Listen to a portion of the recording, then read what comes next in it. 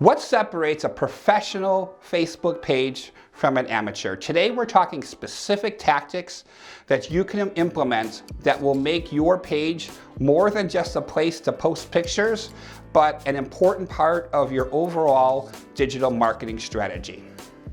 My name is Jason Bauman, I'm from Boxless Media, and I'm going to take you through some specific strategies that you can use, some different features of Facebook that will allow you to move your Facebook page in a way where it's an important part of your digital strategy. We're going to talk about posts, we're going to talk about stories and videos and advertising and groups and Facebook Messenger, all in the next few minutes. So pay attention to see what you can do today to help you elevate your Facebook marketing. Let's start out with posts. You know, it's really important to come up with effective posts. I think one post can make a huge difference in your Facebook strategy and even in your business. So making sure you're doing it well is really important. Last week, we talked about how to create that perfect Facebook post. There are a lot of great tips on how to do that, and I invite you to check out our video series online on YouTube to really see all the different ways where you can create that perfect post.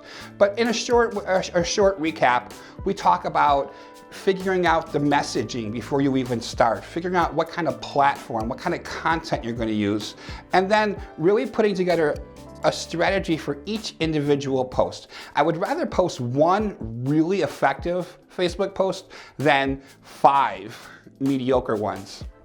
So once you do go ahead and post on Facebook, going back and analyzing it and really evolving that post into the best possible, most effective post online. So creating those perfect posts is important. I invite you to check out our video series on YouTube and on Facebook to really see what those steps are. Next, I want to talk about Facebook stories, because Facebook stories are really the near future of Facebook. Facebook stories, and this is stories in general, started out with Snapchat many years ago. Snapchat came about and showed that story format and really came out with that and initiated that story format. It became immensely popular. Then all of a sudden, Facebook and Instagram jumped onto it. Right now, Facebook and Instagram are exceeding in reach and in opens what Snapchat is doing. So they're actually beating the platform that really started out the story format. So Facebook stories are a really important part of Facebook, and if you're not taking advantage of it, you're missing out. Right now, only about 10% of Facebook users use stories, which is really unique because, first of all, it means that there's an opening for you. There's a place for you where you can get above or ahead of your competition. So checking out that is important. But it also means that you're going to be separating who you're looking at to the most dedicated or the most advanced Facebook users. And that might be a characteristic of your Facebook audience or your desired audience. So Facebook stories are important.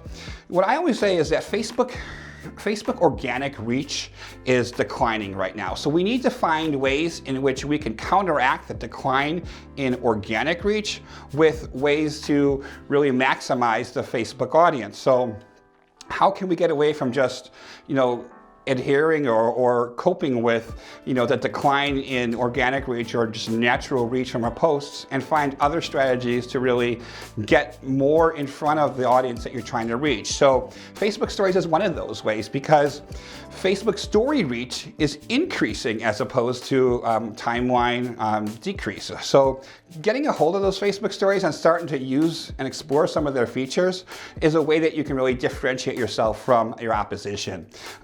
Facebook stories are kind of fun because you can be creative with them. You can add animations, you can add effects, you can feature certain sales for your stores. So there's a lot of really unique ways that you can use Facebook stories that will really set you apart from your opposition. So check out Facebook stories. It might be something that could really help you in your Facebook strategy. Next, I want to talk about video. Obviously, we're posting this video on Facebook, so we believe in Facebook video. But Facebook is a great place to host video. Years ago, we used to talk about how YouTube was the only place really to post online video. Really, Facebook has come out as a source or a place or destination to really post a lot of your Facebook or your online videos. So you create videos just for Facebook, like we're doing today. Facebook, when it comes to videos, you do want to be very strategic though. You want to make sure that you create a plan before you shoot your videos. That plan should be, you know, how long do I want that video to be? What's the quality of the video? Do I want it to be more organic or real, or do I want it to be more polished and professional? So kind of figure out what you want to do. What's the message I want to portray in this video? And going ahead and really creating a video that fulfills those plans. So making sure that you kind of create a plan, you're really organized with your video, and then go and create the video is important. When you do create a video, it's important that you stick with your timing. Part of your planning should include, you know, a discussion about how long do you want this video to be? Do you want it to be a 5, 10, 15-minute video? Do you want it to be a 30-second video? And then once you start that, to really stick to your plan. Start out with a hook. So the first thing I talked about when we launched this video today was what you're going to get out of it. So we want people to immediately get engaged with your video so they continue to watch it. So if you just start with some kind of introduction about yourself, you might not get people to stick with you. So I think if you start out with telling people what they're going to learn or giving them a great fact, then they're going to be more engaged in your video. They're going to stay longer for you. So another option would be to caption your videos. Captioning is really interesting because not everyone listens to videos when they're online. They may be scrolling through and, you know, the video isn't captioned. If you're doing shorter form videos, I really believe that captioning is really important. If you're doing longer form videos, like 15 or 20-minute videos, you really want that person to engage with you. So captioning is a little bit less important there, but only important to go ahead and do the captioning if you're trying to reach people with hearing disabilities.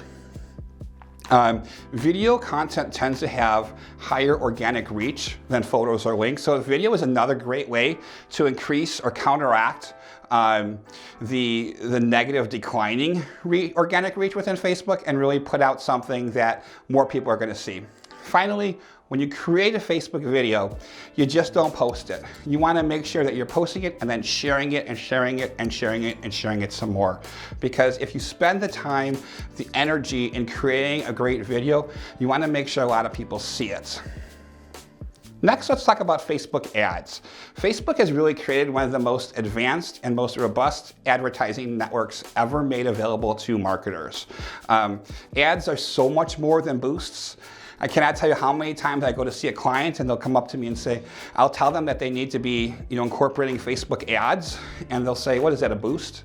Well, Facebook ads is so much more than that. And if you explore the ads manager, you'll see that. Facebook ads allows you to create some pretty advanced audiences that you cannot do within Boosts itself. So really exploring the ads manager is really important.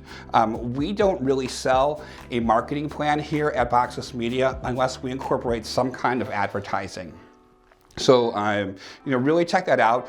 When it comes to the ads manager, the first place you want to start is with your audience. You know, who are you trying to reach? And that should be a question that you've answered a while back and just talking about who you want to reach as part of your overall marketing strategy or overall digital strategy. But then you actually go into Facebook ads, and when you start the advertising process, you really want to think about who's that audience.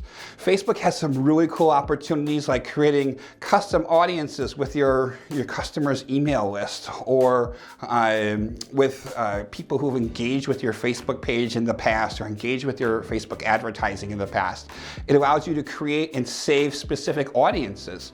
So I can define all the parameters of an audience member and then save it and use it in my boosts. So it's okay to create your audiences in Ads Manager and then use the boosting structure to leverage those ad audiences. So one of the things I do like to do is create an audience in the Ad Manager, go ahead, post a great piece of content on my Facebook page, and then boost that post to an ads manager created audience. And what that does is that helps you build social credibility. So it gets those likes and those comments and views on your page, so people come to your page and say, okay, you know, people are coming to this page and enjoying their content. It kind of builds that credibility on your page. So you know, creating that audience and ad manager and then boosting it is a great strategy, and then taking the next step as people engage with your content to go ahead and invite them to be part of your page. Instructions on how to do that is also available in our Facebook ad series on Instagram if you want to look, or on YouTube if you want to look that up. One of the things I do recommend when you're looking at Facebook ads is always looking at creating different alternatives. So create one ad, choose an audience, and then create one ad with one set of text and pictures, and a second ad with different pictures, and a third ad with different text, and really seeing what works the best, and then going ahead and really investing most in which of those posts or which one of those ads are performing the best.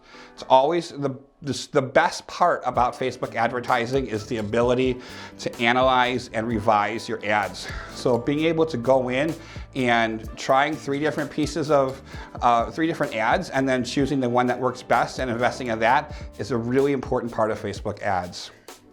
Next, I want to talk about Facebook groups. Facebook groups, I feel, is one of the most underutilized marketing tools that's associated with Facebook. When Facebook decided to do Super Bowl advertising, it cost about $5.6 million for a 30-second spot. They chose one feature to promote, and that feature was Facebook groups. There is a group for everybody.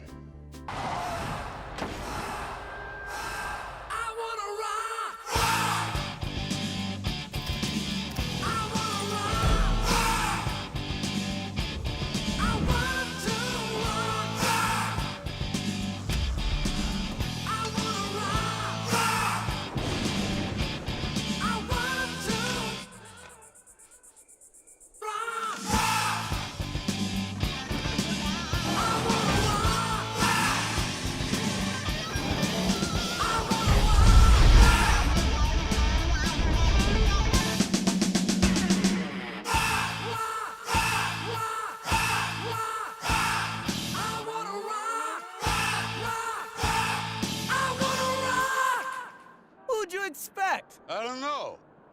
Me? Okay, you're talking now.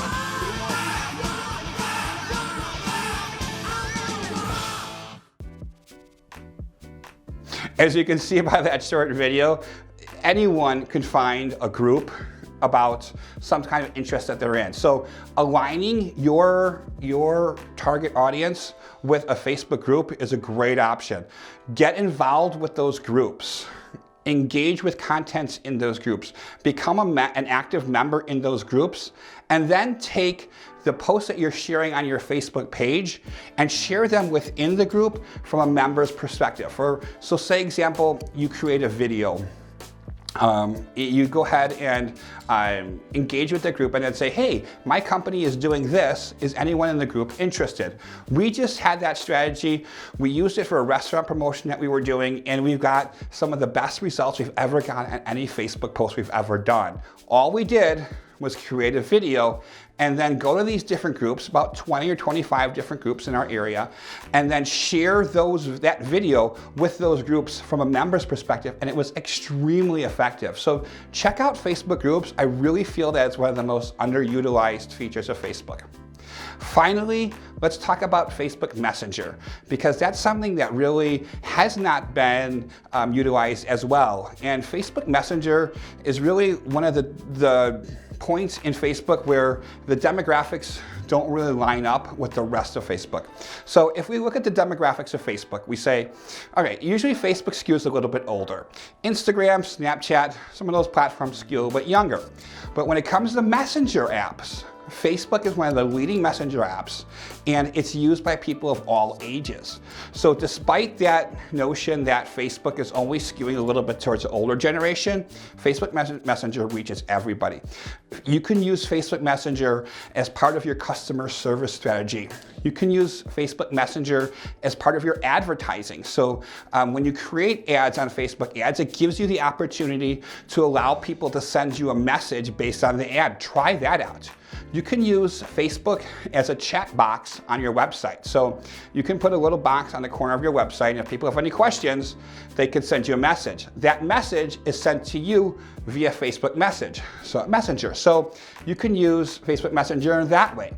It's really time to rethink how we communicate with our customers and really bring Facebook Messenger into that equation, because it really is a viable messaging platform.